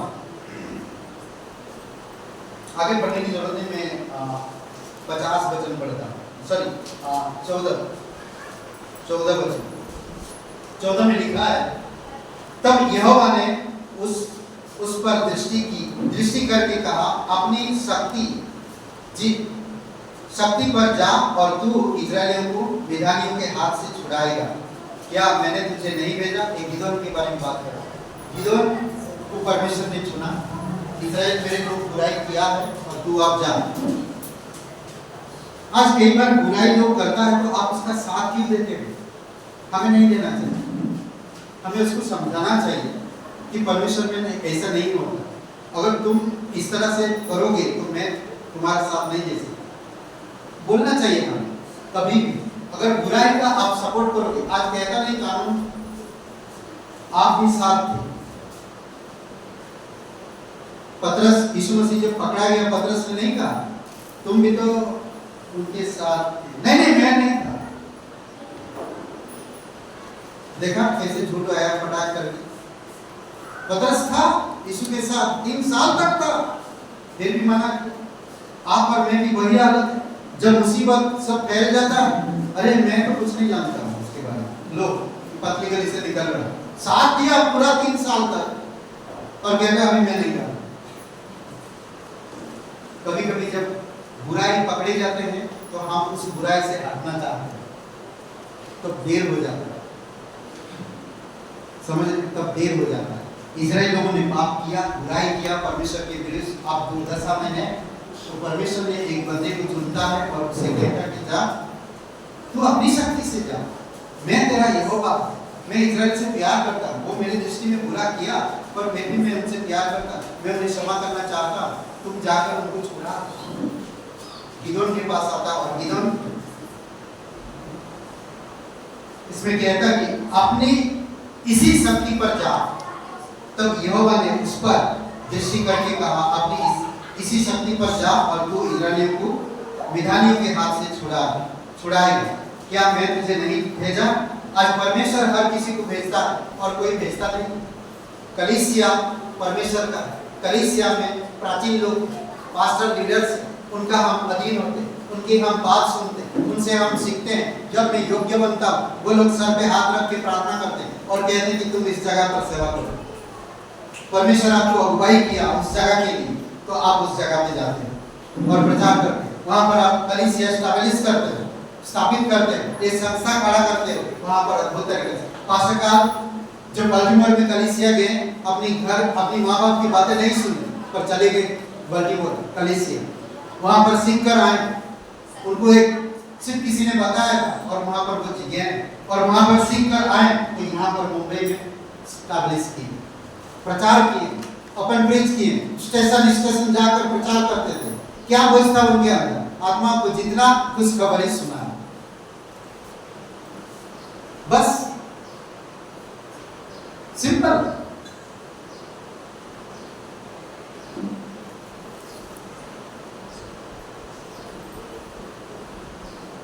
परमेश्वर की उपस्थिति की प्रतिज्ञा गिदोन के लिए गारंटी थी कि वह इजराइल को बचाएगा।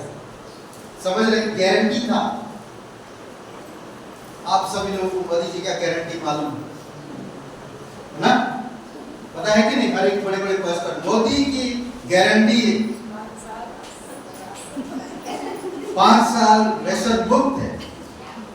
ये परमेश्वर की गारंटी दे रहा गिदोन को, परमेश्वर अपनी गारंटी दे रहा। देखिए, परमेश्वर की उपस्थिति की प्रतिज्ञा गिदोन के लिए गारंटी थी कि वह इजराइल को बचाएगा।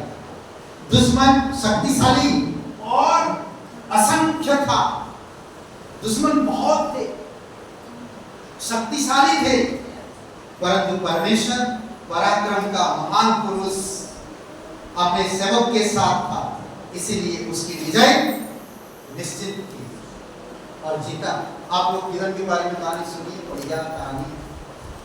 अभी सोचिए 32,000 सैनिक सामने, आपके दुश्मन है और आप 300 लोग, 32,000 का और 300 लोग, सोच सकते हो?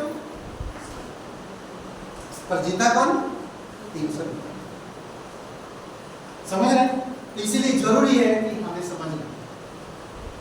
इसीलिए मेरा आज जो जा का मतलब है कि जो परमेश्वर कहता उसको मानो, बुराई से दूर हटो, सांसारिक अभिलाषाओं से दूर हटो, परमेश्वर के साथ चलो।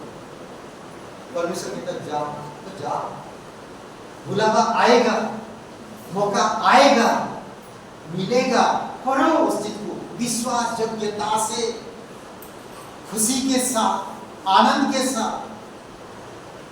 तब देखिए एक वचन है, आई थिंक कौन सा वचन? आज आप लोग व्हाट्सएप में ग्रुप पढ़े, ग्रुप में एक वचन डाला था 95 91 का या 91 से 14। देखिए, पढ़िए जरा बाइबल, बहुत खूबसूरत वचन है, मुझे बहुत अच्छा लगा। वचन से जो मुझसे स्नेह किया है इसलिए मैं उसको छुड़ाऊंगा, मैं उसको ऊंचे स्थान पर रखूंगा क्योंकि उसने मेरे नाम की सुना। क्या है ना, अद्भुत वचन है, अच्छा वचन है, पावरफुल है। मुझे सुबह सुबह वचन आज मिला, मुझे बहुत अच्छा लगा और मैं फिर उसको व्हाट्सएप में भेज दिया ताकि आप लोग पढ़ें।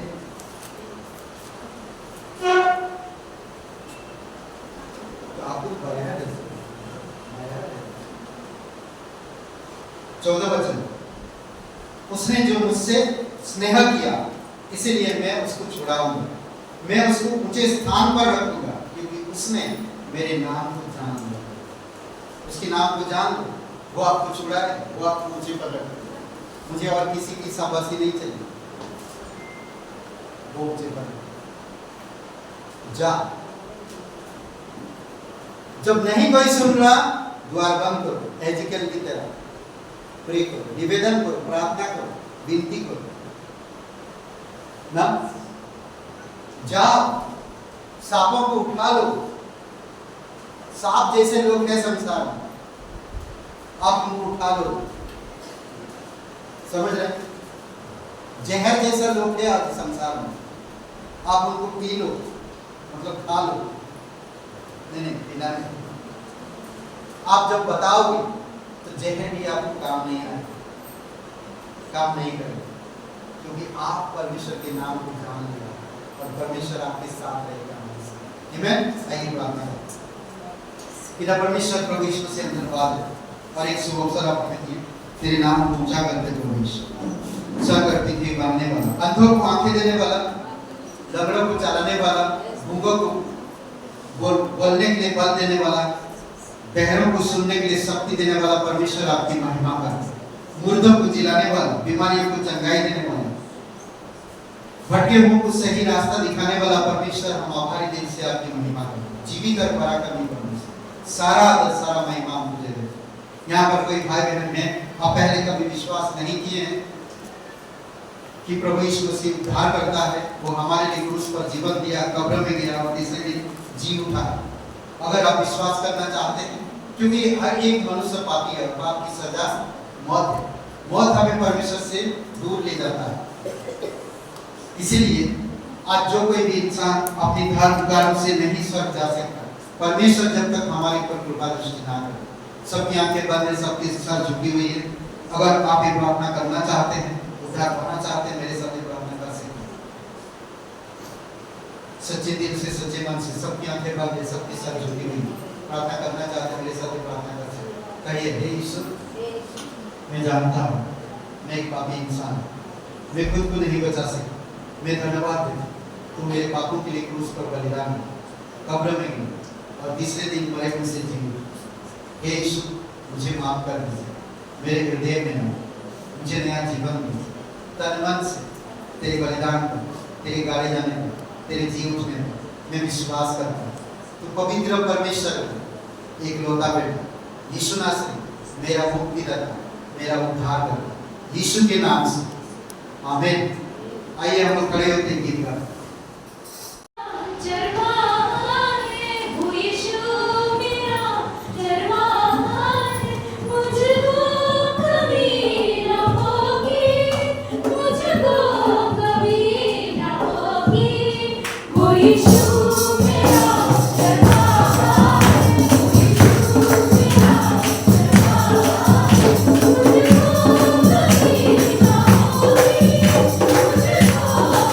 Thank you.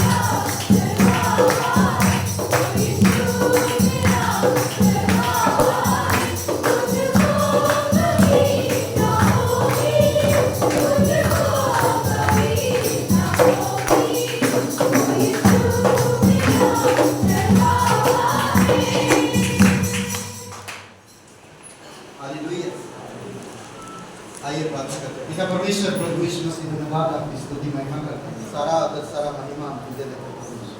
स्वर्ग और पृथ्वी बनाने वाला धन्यवाद है, धन्यवाद देते प्रभु यीशु मसीह। हम बुराई से दूर रहेंगे,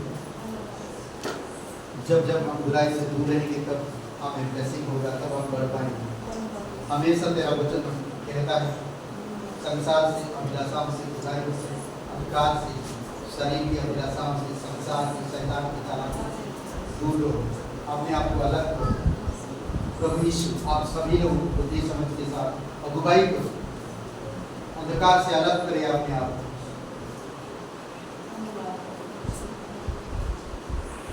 उन चीजों से जिससे हम छुड़ाए गए, फिर से हम उन चीजों में ना पड़े। प्रभु यीशु नई तारीख से, नई सोच के साथ, नई उमंग के साथ, नई मकसद के साथ आप आगे बढ़ाओगे। तेरे लोग तेरी दया और तेरी कृपा पर बनाए रखो। घर परिवार में शांति, जिस तरह से आप प्रत्येक लोगों से कहा कुशल से चले। प्रभु यीशु धन्यवाद, प्रत्येक लोगों को तेरी शांति की जरूरत है, तेरे प्रेम की जरूरत, तेरे अनुग्रह की जरूरत, तेरी दया की जरूरत। प्रभु यीशु प्रत्येक लोगों को नम्रता में बढ़ने आप मदद करो, दयालु और करुणामय बनो। सारा आदर सारा महिमा आपको दे दो। कलीसिया तेरे लोग के लिए आपसे प्यार करते, आप पर आशा रखते, आप उनकी घर, उनके परिवार, उनकी व्यक्तिगत जीवन, उनकी मन की बातें सब जानते हो। प्रभु यीशु आप अगुवाई करो, आप बल शक्ति सामर्थ के साथ अगुवाई करो, जीवन की तरह अगुवाई करो। प्रभु यीशु मसीह आप सहायता करो। धन्यवाद देते हैं, तेरी स्तुति महिमा करते हैं, धन्यवाद देते हैं। तेरे संदेश को कोई भूले नहीं, याद रखे। जिस तरह से आपने उन 12 शिष्यों को कहा जाओ पूरी जगत में अपने ऊपर एक बोझ लेकर, खुशखबरी का बोझ लेकर जाओ और प्राणों को जीतो। धन्यवाद देते प्रभु यीशु मसीह प्रतिज्ञाओं की, आज्ञाओं की, तेरी स्तुति महिमा करो। यहाँ पर कोई भाई बहन कमजोर है, तकलीफ में गुजर रहे हैं, परेशानी, प्रभु यीशु आप पर दया करो, उनकी घर में शांति, प्रेम और उनकी परेशानियों को दूर करो। तेरी दया और कृपा जीवित और बना करने को धन्यवाद, आप उनके साथ हमेशा रहे। धन्यवाद, यीशु नासरी के नाम से मांगते हैं, आमीन।